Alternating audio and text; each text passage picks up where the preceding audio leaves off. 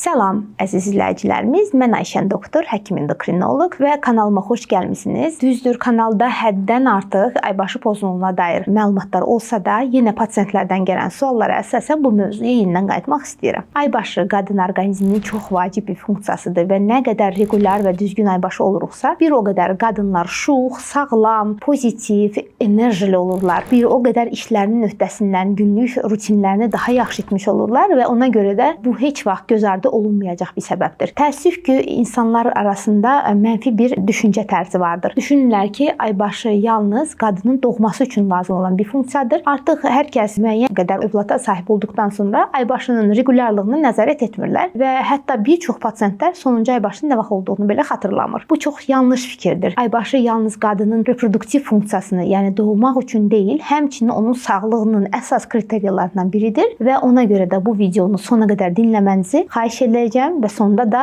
əlbəttə ki, hər zamanki kimi səhifəyə dəstək üçün paylaşmağı və bəyənməyi unutmayın. Deməli, normalda aybaşı funksiyası ortalama 28-30 gün arasında olur. Ancaq 21 gündən qədər və 5 günə qədər də uzana bilir. 21 gündən tez və 35 gündən gec olması bu artıq pozğunluq sayılır. Əgər bu pozğunluq tez-tez təkrarlanırsa, dəfələrlə olursa, bu artıq ciddi bir hormonal prosesin olmasından xəbər verə bilər. Zamanında endokrinoloq müayinəsi niyə vacibdir? Bunu vurğulamaq istəyirəm. Çünki aybaşı pozğunluğu ilə yanaşı pasientlərdə çox zaman bu nəticə olaraq gedir və bu bir çox hormonal endokrin orqanların əsas əlamətlərindən biri olur. Yanaşı olaraq pasientdə tiroid problemləri, insulin dirənci, polikistoz yumurtalıqlar sindromu, hipofiz xəstəlikləri də müşahidə oluna bilər ki, aybaşı pozğunluğu bunun bir əlamətidir. Digər əlamətləri isə tam fərqli ola bilər. Hər aybaşı pozğunluğu pasientdə hormon dərman yazılırmı? Xeyr. Öncə prosesin səbəbinin, əsl səbəbini araşdırmaq lazımdır. Əsl səbəbi araşdırılandan və aradan qaldırıldıqdan sonra digər şikayətlər kimi aybaşı sikldə düzənə girmiş olur. Pasient özünü daha rahat, daha pozitiv və daha güvənli hiss etmiş olur. Bu əsas səbəblərindən biridir. Bunların arasında ən çox rast gəlinən hipofizin xoş xəstəlik şişlərindən olan hiperprolaktinemiyalı, yəni prolaktin ifraz edən adenoma olmasıdır. Bundan başqa tiroid vəzi xəstəlikləri, polikistoz yumurtalıqlar sindromu, böyrək üstü vəzi xəstəlikləri, həmçinin hipofizin digər hormonal aktiv şişləri də aybaşı pozğunluğu ilə özünü göstərə bilər. Buna görə də əgər siz də son zamanlar tez-tez aybaşı gecikməsi ilə rastlaşırsınızsa